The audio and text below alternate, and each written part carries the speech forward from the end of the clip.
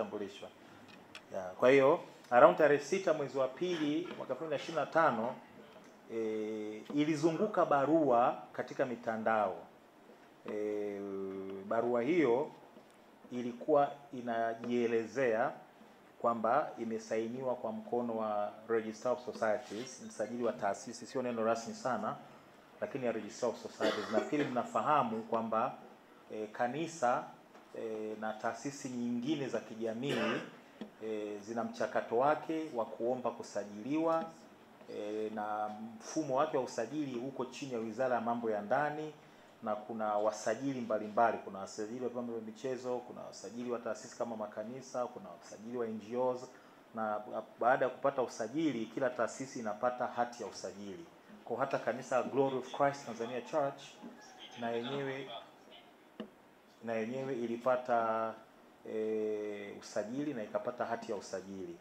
Sasa sheria ambayo inasimamia zoezi zima la usajili mpaka kufutwa kwa usajili kwa in this context makanisa inaitwa Societies Act. Ina mchakato wake wa kisheria kama nilivyosema, kuanzia kanisa limit kwenye kanisa, sitazungumzia sasa taasisi nyingine vyama vya michezo na nini, na narrow down kwenye dhana ya kanisa. Kuna mchakato wa namna gani kanisa linaomba kusajiliwa, kuna mchakato wa namna gani kanisa linasimamiwa, kwa sababu umma wa Tanzania ndio wamiliki wa matendo yote yanayofanyika katika nchi yao, ila kuna mawakala mbalimbali ambao wanasimamia matendo ya taasisi mbalimbali kwa niaba ya umma. Sasa kwa upande wa makanisa kama sheria ingekuwa inasimama vizuri, msajili anasimama kwa ajili ya umma, kwa ajili ya kuhakikisha kwamba taasisi ambazo zimepewa usajili basi zinafanya matendo yake kwa mujibu wa sheria na taratibu ambazo zimewekwa na sheria, na act, tunasema sheria. Sasa kama nilivyosema, usajili, uendeshaji, utoaji adhabu, na ikibidi kufutiwa na hatimaye kukata rufaa kwa kufutiwa hatua za ziada, zote hizo zimeainishwa na sheria. Nitajitahidi kwa sababu mimi si wana sheria, lakini nitajitahidi kuwalisha Christ Tanzania Church kwa mkono wa msajili Tanzania Church. Barua ile vyovyote ilivyo imesainiwa haijasainiwa, lakini kama tunasema in this context haijasainiwa, imeelekezwa kwa watu ambao Christ Church. Ilipaswa ipelekwe kwa bodi ya wadhamini, lakini utaona pale ilipaswa ipelekwe kwa bodi ya wadhamini, lakini utaona pale imeandikwa Bishop Josephat Gwajima. Lakini hata kama ingekuwa ni sahihi kisheria hivyo, kwa sababu ndio mkuu wa kanisa, lakini kanisa lilotajwa sio la kwetu. Na usiku ule wa kuamkia tarehe 3 wakati watu wanafanya ibada ya maombi, kwa kuna mfungo wa kuombea taifa letu na kumwombea Tundu Lissu na maombi mengine ya kawaida, jeshi la polisi lilivamia kanisa na liliwakamata waumini wapatao 98. Okay, fine. 98, na mpaka kipindi hicho ofisi yangu ilikuwa tayari imeshapewa kazi ya kusimamia maslahi ya waumini, viongozi wa kanisa. Basi nilitoa wakili na mimi nikana coordinate kutoka nilipokuwa mpaka siku ya pili ya tatu tukafanikiwa kuwapatia dhamana watu karibia wote, unless nipate, kwa sababu mahakama inahitaji kuwa na fact zote mbele yake ili iweze kupima sasa kwa ushahidi na iweze kuona inatoa uamuzi kutokana na hicho kilichoko mbele yake. Kwa hiyo tuliomba kwamba wakati wenzetu au tuliowataja watatu wanapewa nafasi, maelekezo ya jaji baada nafikiri kuonekana kwamba kuna changamoto moja au mbili, kwamba tukaingia chemba watu wachache. Kwa hiyo poleni kwa hilo, najua wengi mngependa kusikiliza kesi yenu moja kwa moja, lakini kama nilivyosema, mahakama sio mali yetu, ni mali ya mahakama, kwa lazima tufuate maelekezo. Lakini tulikuwepo na kina Reverend Baraka, Reverend Wana Mapinduzi, Reverend Biagaze. Kwa mahakama imetoa uamuzi na kusema kwamba aliyekuja mahakamani anaitwa Glory of Christ Tanzania Church. Aliyefutiwa usajili kwa mjibu wa barua hile ni Glory of Christ Church, kwa sababu sisi tuliomba kwamba mahakama iache hali kama ilivyo, kwamba kwa kuwa mpaka sasa hivi kanisa la Glory of Christ Tanzania Church halijafutiwa usajili kwa barua au taarifa yoyote, lakini bado kunaonekana kuna matendo ambayo yanasimamia ufutwaji ule, basi hali ya usajili wa kanisa iachwe vile vile, shughuli ziendelee mbalimbali. Manake tulitoa hoja kwamba implications ni nyingi. Mpaka sasa hivi unapofutia kanisa, manake ni kwamba mali za kanisa zinaelea, akaunti za kanisa zinaelea, ajira za watumishi wa level mbalimbali za kanisa zinaelea, maslahi ya kiroho ya waumini wa kanisa yanaelea. Watu hata hawajui sasa wanamwabudu vipi Mungu kupitia kwa kanisa ambalo wamechagua kuumini hilo. Kwa implications za kisheria na za kiroho ni nyingi. Kwa tuseme wakati mambo mengine yanabishaniwa, hebu hali ibakie kama ilivyo. Lakini jaji katika uamuzi wake ambao na usummarize amesema kwamba yeye kwa hatua hii anasita kutoa amri za muda za zuio ku maintain status quo, kwa sababu anasema kwamba sisi wenyewe tumesema kanisa letu mpaka leo halijafutiwa usajili. Kwa sasa yeye azuie nini? Najua hapo mnaweza mkaona kuna tatizo. Kuna tatizo kwamba kwa pande mmoja kuna watu kwenye nafasi za juu kabisa wanasema kanisa hili limefutiwa, na wamekwenda mpaka kutekeleza kwa kufunga makanisa, kukamata watu, kuweka tepe kwenye makanisa karibia yote. Taasisi mbalimbali zinasema kwamba no. Wewe mwenyewe unasema moja ya kisheria ikiwemo hata ya kupopote hatujatajwa. Lakini kuna watu wanatuingilia, tunaomba tupate kumbato au zuio la muda. Lakini sasa unaweza kaona kwamba pia kuna changamoto hapo kama nilivyosema, ambapo jaji ameitolea uamuzi kwamba sasa kama nyinyi hamjefutiwa usajili, mimi nizuie nini?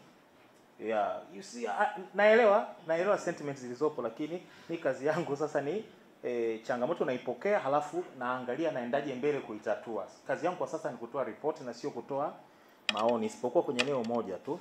Sasa wakati tuko mahakamani, kabla ya kwenda mahakamani, nirudi nyuma kidogo, naomba mnisamee. Baada ya kufutiwa, sheria inasema kifungu cha 17 kinatoa mamlaka kwa msajili, cha sheria Societies Act kinatoa mamlaka kwa msajili wa makanisa. Nimeita tu makanisa, lakini Register of Societies ndio jina rasmi. Kabla hajafuta, nimesema awali, kabla hajafuta usajili wa kanisa anapaswa kutoa notice. Na notice ikishajibiwa na nini, ndio anaweza sasa, kutokana na alichokiona mbele yake, anaweza kufuta huo usajili. Kifungu cha 19 cha sheria hiyo kinasema kanisa ambalo limefutiwa usajili linaweza kukata rufaa dhidi ya uamuzi wa Register of Societies kwa waziri wa mambo ya ndani. Kwa sisi kuna principle inaitwa exhaustion of local internal remedies, kwamba huwezi kwenda kwenye hatua nyingine ya ziada mpaka kwanza umalize ule utaratibu wa ndani. Hata kanisa nafikiri kuna utaratibu kwamba mtu ambaye kunapotokaba mgogoro kati ya kiongozi wa ngazi fulani na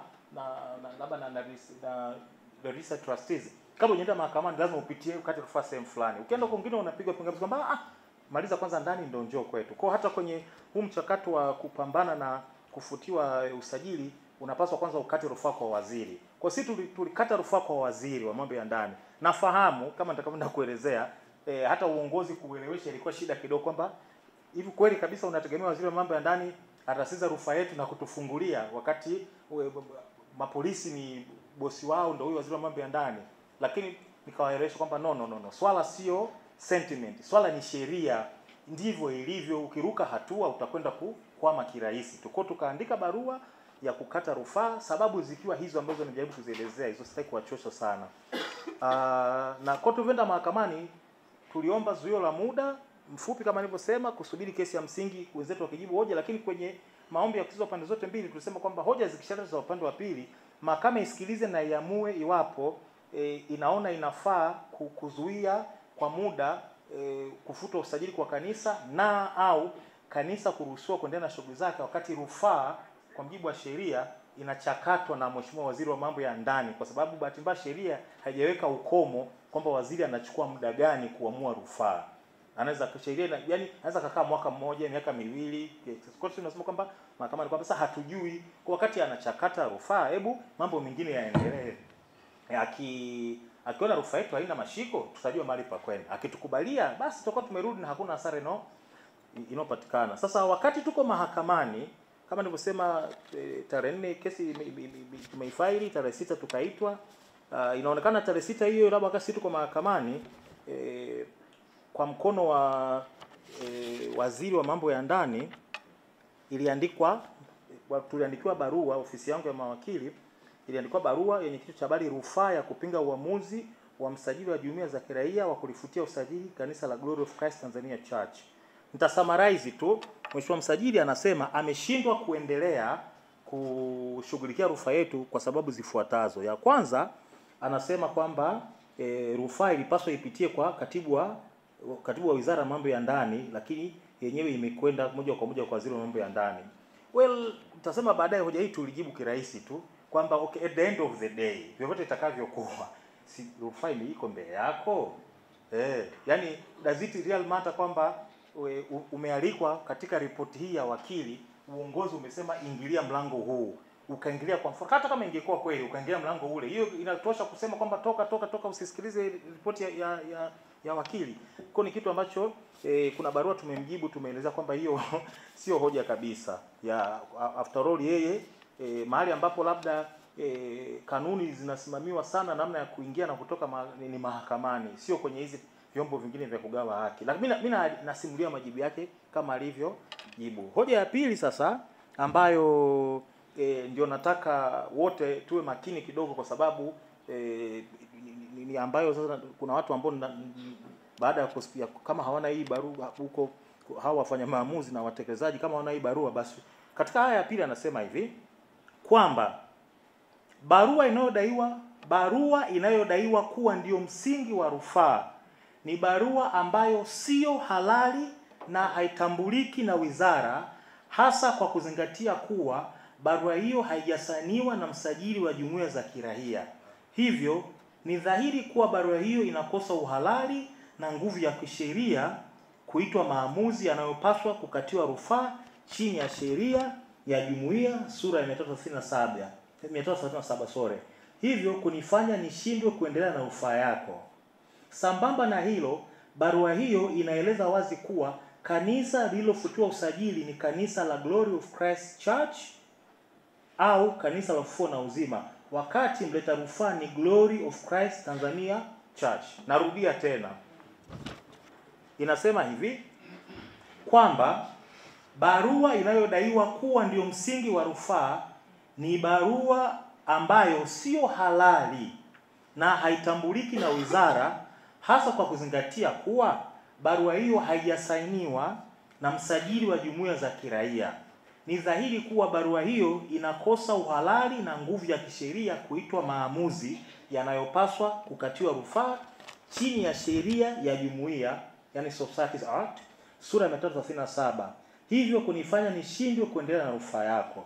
Sambamba na hilo, barua hiyo inaeleza wazi kuwa kanisa lililofutiwa usajili ni kanisa la Glory of Christ Church, almaarufu kama mwenyewe alivyoandika kanisa la Ufufuo na Uzima, wakati mleta rufaa ni Glory of Christ Tanzania Church.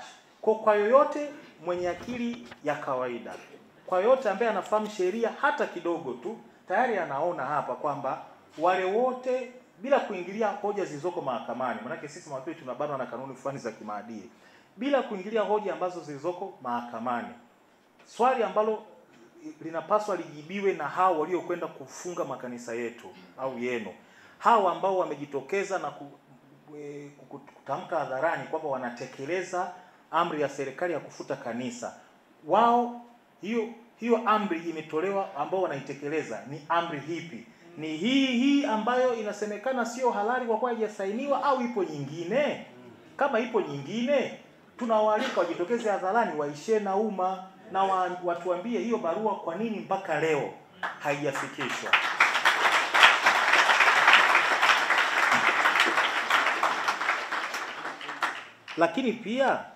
Lakini pia barua hiyo, mtu anayesimamia rufaa mwenye wizara yake anasema barua hiyo haijasainiwa na msajili wa jumuiya za kiraia, hivyo ni dhahiri. Kwanza wanasema hivi, barua ambayo sio halali na haitambuliki na wizara. Sasa huyo ambaye anafungia makanisa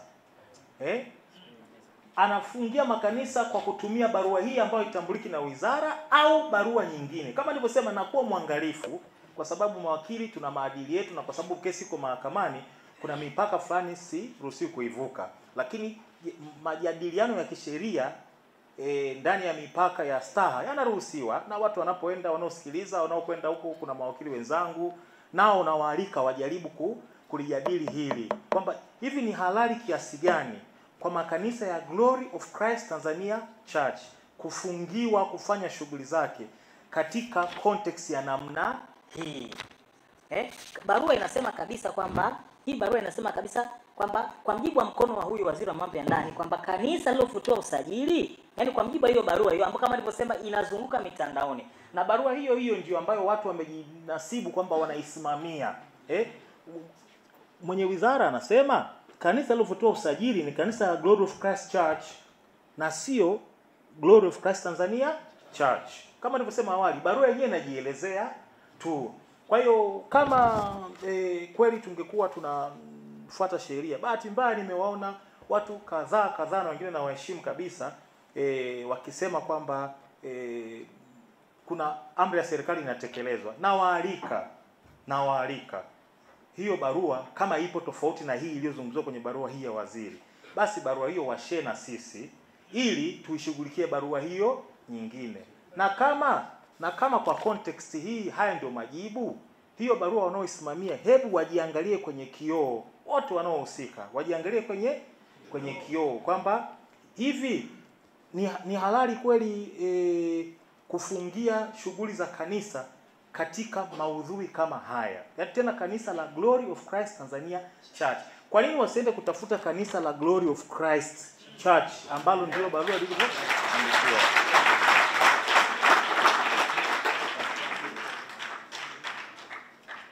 Kwa hiyo kama nilivyosema, bila kuvuka mipaka ya kuna sisi kanuni yetu inaitwa sub judice rule kwamba swali kwa mahakamani hautaki kulichimbua sana mpaka mizizi yake, lakini jukumu langu ni jukumu la kuripoti na kutoa maoni yangu kwa wale walioniajiri kwamba maoni yangu ya kisheria juu ya kinachojiri ni nini. Na naamini kabisa kwamba kama sheria ikifuatwa, basi teke zote ambazo zimewekwa katika makanisa yetu zinapaswa ziondolewe kutoka tarehe ya barua hii.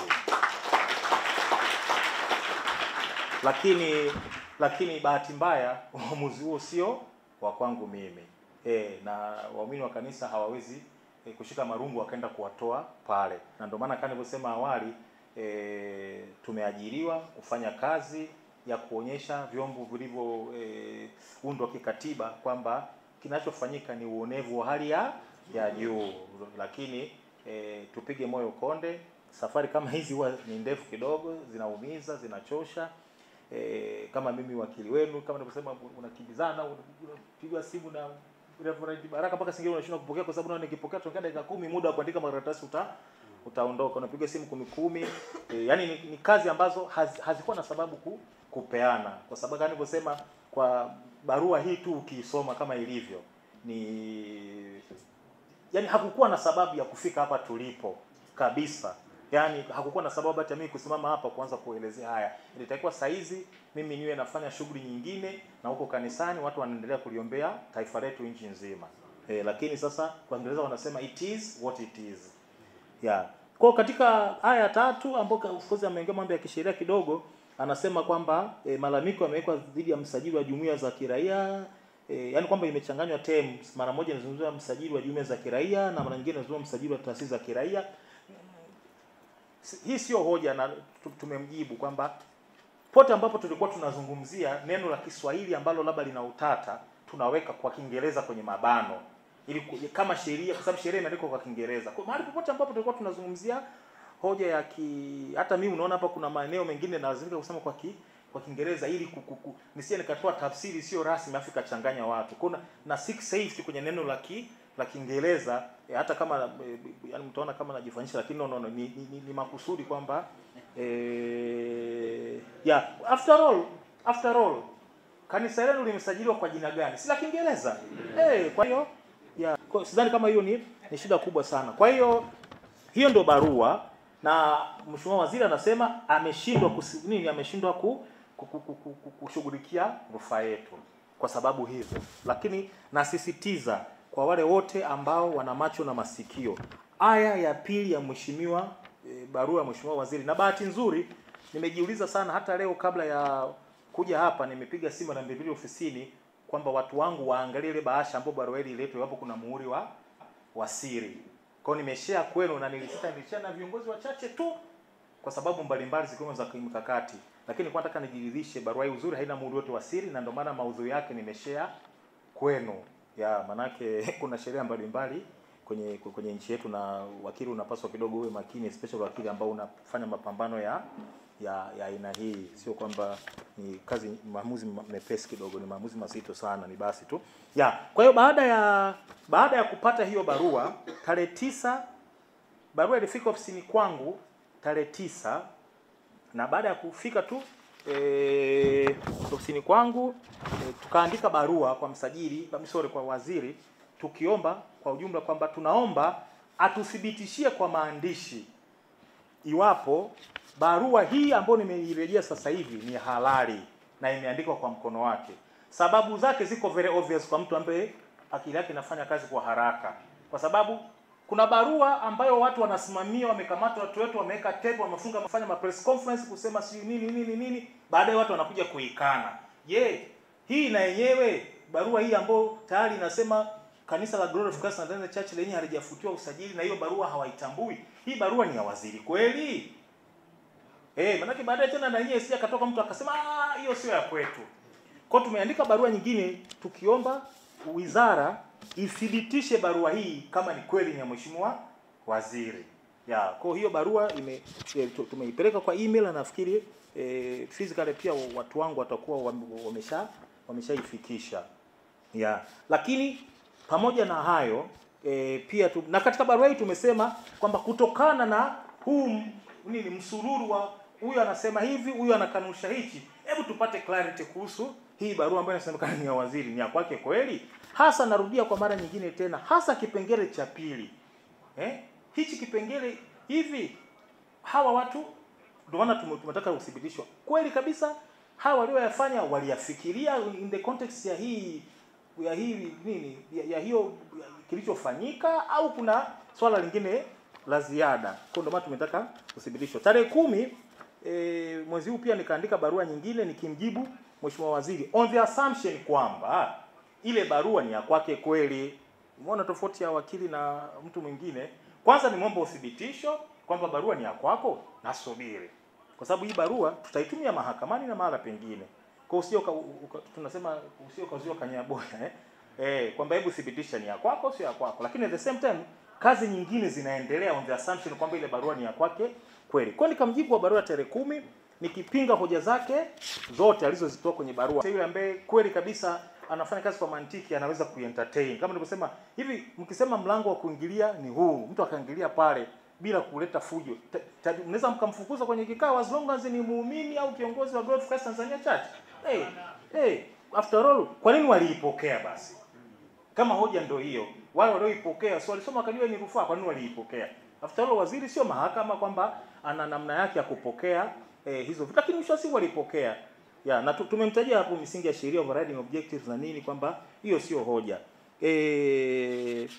Na tukasema kwamba kama tukamlazimisha, tumesema kwamba tunamtaka afanyie, maana amesema ameshindwa kufanyia kazi rufaa, hajatoa substantive decision. Sisi tumwambia tunakutaka utoe uamuzi sasa wa hizo hoja tulizozitolea, ni kwamba usikimbie, kama neno hilo halitaudhi sana, usikimbie ni toa hoja, jibu hoja yetu, na tutamwambia kwamba tutachukua hatua nyingine za kisheria kama hata jibu. Lakini kuhusu hii barua, kuhusu ile hoja ambayo nilisema ile ya kwamba barua haijawekwa saini na kwamba haitambuliki na wizara, tumwambia pia haina mashiko. Tukamwambia kwamba ni wizara hiyo hiyo iliyopeleka jeshi la polisi kuzuia shughuli za ibada za wateja wetu na kuamuru kukamatwa waumini kadhaa, nimewataja kwa idadi yao, mnamo siku ya tarehe 2 Juni 2025. Sasa haiwezekani wizara moja, hata kama waziri hajatuma nenda kakamate, tunashumu kwenye siku na vitu wanafahamu wenyewe, situational report. Lazima kila siku wanapeana hali ya usalama sefani iko hivi, tumekamata watu wangapi na nini kwa sababu fulani. Na swala kukamatwa waumini au kufunga makanisa ya Glory of Christ Tanzania Church, hatuamini kwamba ni habari ambayo tunaisha kwa katibu kata. Hatuamini hivyo. Ni habari ambayo kwa kweli au uamuzi au utekelezaji ambao unafika kwenye ngazi kidogo za juu kidogo, lakini hata wasemaji wenyewe wanaojitokeza ni wasemaji ambao bila kuwakosea heshima wengine, wasemaji wazito. Sasa tumemuuliza hapo Mheshimiwa Waziri, hawa ina maana sasa wao walikuwa yani walitoa wapi hiyo nguvu, ujasiri, na kwa nini mpaka kesho hawajazuiwa? Na kama nilivyosema, basi kama ile barua kwa sababu haijasainiwa na wizara haitambui, again toeni tape watu wasali. Ndicho tunachosema kwa tumemjibu tena waziri. Na tukamwambia pia kwamba kuhusu tofauti wa majina, mwisho wa siku ni kukosa umakini kwa mwandishi, wala sio kosa letu sisi. Lakini tunachojua ni kwamba mwisho wa siku Glory of Christ Tanzania Church haijawahi kufutiwa usajili. Kwa hiyo sasa tunarudi kwenye kusubiri upokewaji wa hoja za upande wa pili. Maana wenzetu walikuwa wameomba mpaka leo tarehe 13 walete kiapo kinzani. Tarehe 13 inaisha saa 6 usiku kwa mjibu wa siku hizi kuna kitu kinaitwa online filing system, unafanya kwenye mtandao. Kwa kanuni tunasema inaisha saa 6 usiku. Kwa hiyo baada ya uamuzi kusoma, mimi nimeomba kwa jaji kwamba kuna matukio yametokea ziada ambayo tunaamini tunapaswa kupeleka taarifa za ziada kwa kiapo mahakamani. Kwa nimeomba mpaka tarehe 10 niliomba tarehe 16, lakini mahakama imesema ili kuepuka matatizo mara mtandao uko chini nini, imeongeza mpaka tarehe 17. Niliomba mpaka tarehe 17, lakini imeongeza mpaka tarehe 18. Jaji ameongeza siku moja kwa busara kwamba msije mkajibana sana halafu mkapata matatizo mkaja kunililia. Maana yake nini? Kwamba mimi nilikuwa naomba siku chache kwa sababu umati huu ni 0.0.01 ya watu ambao wanasubiri kwa hamu majibu na hawaombi kitu kikubwa. Hawaombi biskuti, hawaombi maji, wanaomba kwenda kusali. Kwa hiyo hilo jukumu mimi linanikereketa moyoni. Ndio maana nilikuwa nataka hebu nikimbie mbio mbio iamuliwe inavyoamuliwa alafu twende ngazi nyingine, lakini kama nilivyosema wanasema kwa Kiingereza needs must, yani kwamba kwa hali ilivyo hebu tuwe na subira. Ndio maana tukapewa muda huo. Kuna wenzetu sasa upande wa serikali nao yale majibu yao yale, kwa sababu sasa watapaswa kujibu kiapo chetu cha awali na hichi cha nyongeza ambacho tutafaili tarehe 18. Kwa watajibu kwa pamoja, mvua nyongeza ya muda watajibu tarehe 25 kwa mwepasi siku 7 kutoka tarehe 18. Kwa wataleta hoja zao za kwa nini tusipewe amri za zuio dhidi ya IGP na hao wengine ili kulinda hadhi ya kanisa la Glory of Christ Tanzania Church. Na mimi tena nimejibana zaidi kwamba niliomba siku 2 mpaka tarehe 27. Nafikiri walikuwepo kina Reverend pale, niwaambia bwana wasije waumini wakaniua. Nilikuwa utani of course. Yani maana yangu haikuwa maanisha kuniua physical. Alikuwa anamaanisha kwamba kuna pressure kubwa, watu wana shauku, wana kiu. Yani watu sawa wanasali majumbani kwao na nini, lakini wanaposali kanisani ni tofauti. Kwa hiyo lakini jaji kwa busara akanipa mpaka tarehe 30 mwezi wa 6. Of course anaelewa kwamba wewe unaweza kuwa unaongea kwa pressure, lakini huyo wa kusaini anaweza kama mgonjwa au nini ukapata changamoto. Serious unaweza kwa sababu nitasaini siku 2 tu mtu akapata msiba kafiwa na mama yake. Utaanza kumkimbiza kwenye msiba saini. Kwa hiyo mpaka tarehe 30. Sasa tutarudi tena mahakamani tarehe 8 mwezi wa 7 mwaka 2025 saa 3:30 asubuhi kusikiza yale maombi yale sasa ya pande zote mbili. Hoja zetu za awali na za ziada dhidi ya hoja zao na majibu yetu ya mwisho tutasikizwa tarehe 8 mwezi wa 7. Poleni sana. Poleni sana. Lakini nilikuwa naongea na viongozi. Mimi ni wakili tu. Lakini kwenye muda wangu najitahidi kusoma na kuangalia vitu viwili vitatu. Kwenye filosofia ndogo tu nilimwambia kwamba hili kanisa ambalo limefika hapa kuna watu walipata shida zaidi yetu au zaidi yenu. Kwa hiyo ibada ziko za aina mbalimbali. Kuna ibada hata ustahimilivu pia ni ibada kutegemeana na mazingira. Kwa mazingira haya sasa hivi yanatutaka tufanye ibada ya uvumilivu. Kungekuwa kuna jibu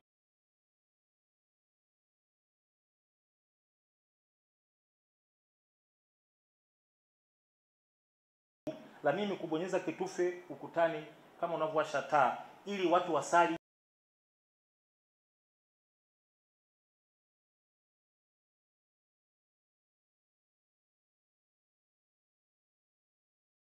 kesho walisalie taifa wakiwemo watoto wangu mimi ningebonyeza kitufe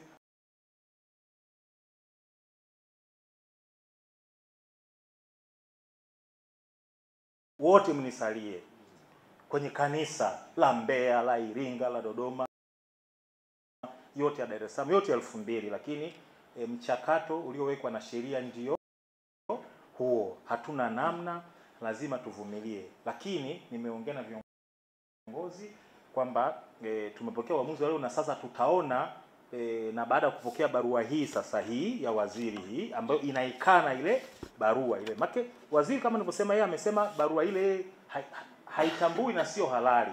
Si ndio jamani? Ya, kwa hiyo kuna mambo ambayo sasa ni technical, siwezi kushare na nyie. Tutayafanyia kazi pia. Nimeongea na viongozi wa Mapinduzi kwamba Jumatatu na kesi ya Antipas Tundu Lissu Mughwai, nikitoka naamini kuna vipande nitamalizia kitu kipya kisainiwe, kifailiwe kutokana na barua hii ambayo inasema wazi kabisa kanisa letu halijaguswa na chochote. Kuna mambo mbalimbali ya kisheria ambayo nayafanya. Sasa kwenda kwenye details sasa hivi kwa sababu hapa tuko wengi. Ya, huwezi kumwaga mchele kwenye kuku wengi. Ya, kwa hiyo jamani, kwa ujumla yangu yalikuwa ni hayo.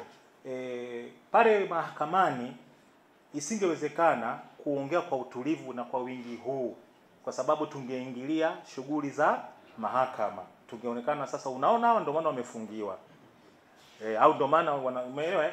Kwa ndio maana tukasema hebu tuandae mahali ambapo tutazungumza kwa utulivu, kwa busara, kwa nafasi, bila kudisturb watu wengine.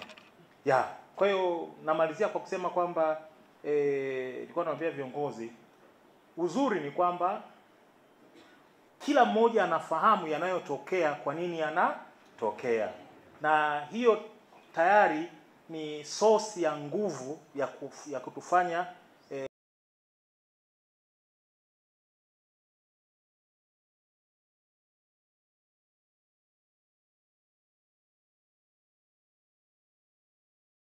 tupige moyo konde, tuende mbele. Kama nilivyosema, mimi sio mchungaji, sina karma ya kuongoza kondoo au wanadamu wenzangu, lakini neno tu la kutia moyo ni kwamba hii ni ibada pia tunayopitia. Ni ibada pia, lakini kuna watu walipitia makubwa zaidi huko Roma na Thessaloniki, na watu walikuwa hawana wakili, lakini angalau nyinyi mna wakili kibatala.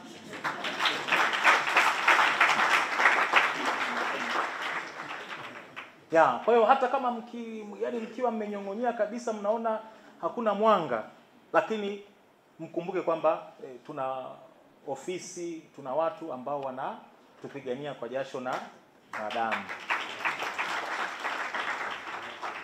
Haya, basi mimi nawashukuru. Kwa wale ambao tutaonana tena, tutaonana basi tarehe 8 mwezi wa 7. Tunapigana, tunatumia ujuzi wetu wote. Nataka siku moja We love fast things because who enjoys waiting? That's why you choose LG Dual Cool for the fast cooling, right? LG Dual Cool. Pata amri ya zuio, kanisa likaendelea kufanya kazi mpaka leo kutokea tena ya haya. Mwaka 2016 nilikuwa saizi mpaka na kitambi. Nilikuwa mtoto mdogo kabisa yani. Lakini tulipigania kanisa mwaka 2016. Yani ndio nilikuwa naanza tu wakili. Ilikuwa kama hivi. Haikufikia tu stage kali sana, lakini huku baba askofu ana kesi 2, Kisutu nikamtoa zote, kanisa na yeye hata kufungiwa, tukapambana, tulikuwa na kina baba Biagaze pale na nani. Kwa hiyo mambo haya yabadiliki sura